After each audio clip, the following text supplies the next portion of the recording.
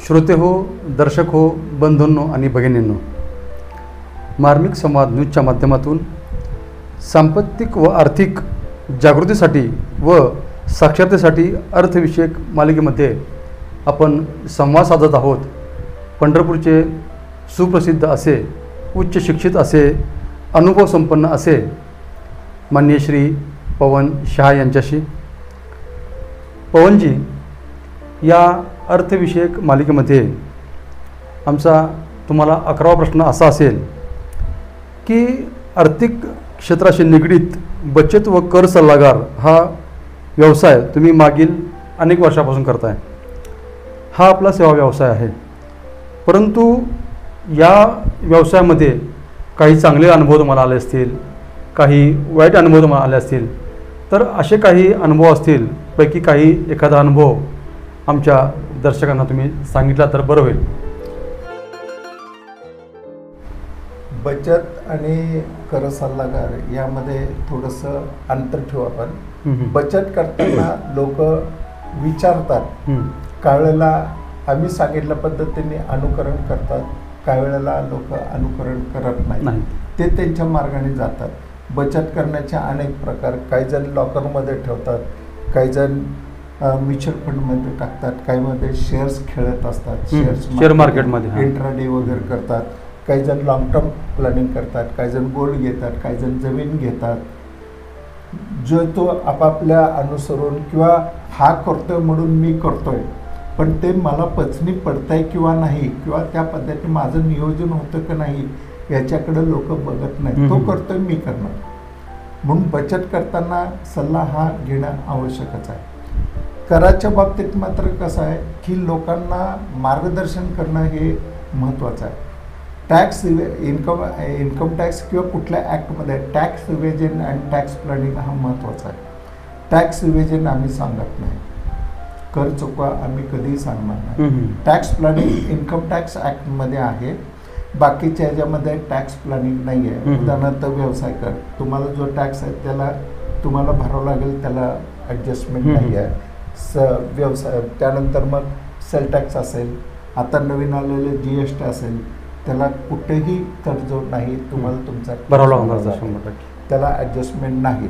पण तुम्ही जर रेकॉर्डला जे इन्फॉर्मेशन आहे त्याच्यावरनं आम्ही कर सांगणार, कर सल्ला देणार. जर बियॉन्ड द रेकॉर्ड असेल तर आम्हाला काहीही करता येत नाही. समजा तुम्ही एखाद्या व्यवहाराची गोष्ट आमच्यापासून लपवली, पूर्वी होत होतं, पण आता नवीन ह्याच्यामध्ये इन्कम टॅक्स किंवा GSTमध्ये जे व्यवहारामध्ये आलेले व्यवहार आहेत, जे पार्टीने सांगितले आहेत परंतु ते आम्हाला व्यवहारात ऑनलाईन दिसतात, त्या बाबतीत आम्ही त्यांना सांगतो की एक उदाहरण तुम्हाला द्यायचं म्हणलं तर इन्कम टॅक्स ॲक्टनुसार अलीकडच्या ह्या 3-4 वर्षामध्ये 26 AS आहे आणि त्याला IAS म्हणतात, ऑल इन्फॉर्मेशन सिस्टम. हे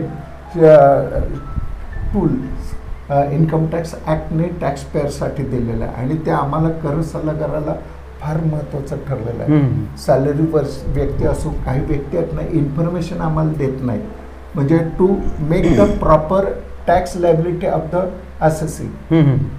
कर असेसमेंट जे करतो ना इन्कम टॅक्स डिपार्टमेंट किंवा कुठलं, तर त्याची ॲकर्नी जी आहे ते रेकॉर्डेडवरनं केली जाते. बियॉन्ड द रेकॉर्ड आम्ही काही करू शकत नाही. परंतु जे रेकॉर्डलेलं आहे काही वेळेला ती माहिती आम्हाला देत नाही. परंतु आता अलीकडच्या काळामध्ये 26 AS वरनं एखाद्याने व्यवहार केलेला आणि आम्हाला नाही कळलं तर ते ऑनलाईन दिसतं. समजा एक आम्हाला 26 AS वरनं एक माहिती मिळालेली आहे आणि सॅलरी पर्सन आहे आणि त्यांनी सांगितले नाही, तर त्याला आम्ही प्रश्न विचारतो किंवा तुमच्या बँकेत एफड्या किती आहेत. तर ते दोघंजण जर आलेले असतील तर एकमेकाकडे तोंड करतात, आमची बँकेत एफडीच नाही. मग त्यांना आम्ही सांगतो ही एफडी ऑनलाईन आलेली आहे आणि त्याचं व्याज 1,45,000 आहे, व्याज नसतं एफडीवरचं. मग ते दोघं 5 लाख असतील, मग पुन्हा आम्हाला इंटरव्ह्यू घ्यावा लागतो त्यांचा. 5 नाही, मग किती आहे? 10 जरी असेल तुम्ही माझी सगळी लायबिलिटी तुम्हाला देतो, तुम्ही बचत करा आणि मला 1,45,000 रुपये द्या म्हणलं. कारण या 10 लाखाला 1,45,000 व्याज मिळत ना, मग किती आहे? मग त्यांना मग पुन्हा विचारलं की तिथं किती सांगते. अहो तुमच्या घरातलं काय चाललेलं तुम्ही जर मला माहिती देत नसाल तर कसं काय होणार. आम्ही कर आकारणी कशी करणार किंवा गव्हर्नमेंटला आम्ही न्याय कसं करून देणार तुमच्या वतीनं. मग त्यावेळेला त्यांना सांगितलं की 1,45,000 किमान तुमची, मी माझं लॉजिक वाचून 18 ते 20 लाखाची तुमची एफडी आहे.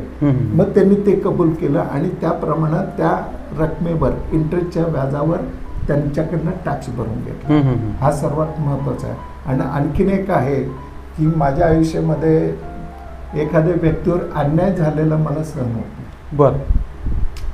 तर एक किस्सा असा झाला की मी गेलो होतो परगावी आणि एका गव्हर्नमेंटच्या ऑफिसमधल्या अधिकाऱ्याने पार्टीला बोलून घेतलं आणि त्याला हॅरॅसमेंट केली. त्याचं वय त्यावेळेला 75 वय होतं. पार्टीचं, तुमच्या पार्टीचं, असेसीचं. आणि त्याला बोलून घेतलं आणि तुम्हाला असा टॅक्स बसतोय तसा टॅक्स बसतोय, साहेबाला पैसे द्यावे लागतील, तुम्हाला येऊन ते मॅटर सेटल करावं लागतं. बरं. मग ते करावं लागतं म्हणल्यानंतर मग मी त्या पार्टीने मला फोन केला. त्यावेळेला मी आउट ऑफ स्टेशन होतो. केव्हाची घटना ही? हे एक 2007-08ची आहे. बरं. त्यानंतर मग त्या पार्टीने सांगितलं काय होतं ते बघ. त्यानंतर पण पार्टीला सहन झालं नाही. त्या पार्टीने त्याचं वय 75 असताना सुद्धा एसटीने, त्याच्याकडे कार होती, ती कार गेली होती परगावी, त्याच्या मुलांनी नेली होती. तर कार नसताना सुद्धा एसटीने घेऊन त्यांनी ते पैसे त्याला द्यायले. त्याला देताना त्यात सेंट्रल गव्हर्नमेंटचा एक अधिकारी त्याच्यामध्ये ऑडिटसाठी आलेला होता. सेंट्रल गव्हर्नमेंटचा अधिकारी आणि तो अधिकारी त्या दोघांनी घेतलं. तर तो तिथं आल्यानंतर त्याने सांगितलं की मी एस टी स्टँडवर आहे, तिथं मला पैसे आणून द्या. यांनी तिथं नेऊन दिले पैसे. तिथं दिल्यानंतर लाच काही कारण नसताना. आणि टर्नओव्हर त्याचा किती 12 ते 13 लाखाचा आहे. त्यात त्यांनी 2, 2.5 का 3 लाख रुपये प्रॉफिट दाखवला. त्यात असं काय होतं की त्याच्यामधून लाच घेण्यासारखं हा एक तो अन्याय झाला. त्यामध्ये पुढं किस्सा असा झाला की पार्टी आले मला म्हणले कारण नसताना त्यांनी घेतलेलं आहे. मग एखादा डिबेटेबल इश्यू असेल तर आम्ही अपील करतो. अपीलमध्ये सुद्धा तो केस आमच्या बाजूने लागून त्याच्यात रिफंड गव्हर्नमेंटने दिलेला आहे. त्यावेळेला इन्कम टॅक्स ॲडव्हान्स टॅक्सची लिमिट होती आणि इन्कम टॅक्स स्लॅब जो आहे तो कमी होता. त्यामुळे त्याच्यावर त्यांनी 6,000 रुपये पेनल्टी लावली. ती पुन्हा आम्ही अपीलमध्ये जाऊन घेतली. तरीसुद्धा त्यांनी पैसे मागितले. मग पार्टीला मी विचारलं तुम्ही का दिले. तर असं मला अन्याय सहन झाला नाही त्याला पण. मग मी त्या अधिकाऱ्याला विचारलं हे तुम्ही का केलं. तो म्हटला पवन शाह कोण मी ओळखत नाही. तो अधिकारी म्हटला. बरं ठीक आहे म्हणलं. मग त्याच्यावरच्या अधिकाऱ्याकडे गेलो. मला माझा इगो दुखावला गेला त्यावेळेला. का तर मी प्रॅक्टिस करतोय, कारण नसताना पैसे त्यांनी मागितलेले आहेत, मला सहन झालं नाही. मी त्याच्यावरच्या अधिकाऱ्याकडे गेलो. त्याला सांगितलं, त्यांना समजून सांगून त्या पार्टीची माफी मागा. त्यावेळेला पैसे परत द्यायचा इश्यू नव्हता. त्यानंतर पुन्हा मग सोलापूरला गेलो. कमिशनरकडे जाऊन भेटलो. कमिशनरला पण सांगितलं. कमिशनर मला फेवरेबल झालं. सर हे असं होतं आणि मला सहन झालं नाही. कमिशनरने मला असिस्टंट दिला आणि अपील करायला सांगितलं मला. कंप्लेंट मी कंप्लेंट डायरेक्ट पुण्याला केली त्यांच्या बापाकडं. बरं.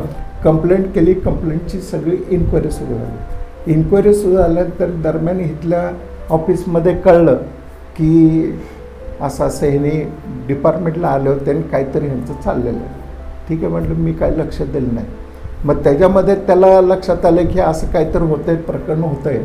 म्हणून त्या व्यक्तींनी दिलेली लाच परत त्या पार्टीच्या घरी मी स्वतः त्याच्याबरोबर जाऊन पार्टीला परत दिले आणि पार्टीचे धन्यवाद मानले.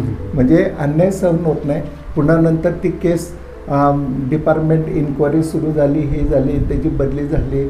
त्याला काय झालं ते मला त्याचं देणं घेणं नाही.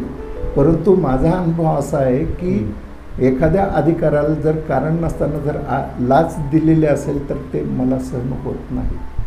माझ्या आयुष्यातला हा सर्वात प्रॅक्टिसमधला सर्वात महत्त्वाचा माझा प्लस पॉईंट. म्हणजे सामाजिक जीवनामध्ये आपण वावरत असताना अनेक चांगल्या वाईट अनुभव आपले येत असतात. पवनजींच्या या आर्थिक क्षेत्राशी निगडीत काम करत असताना त्यांना अनेक अनुभव आले होते.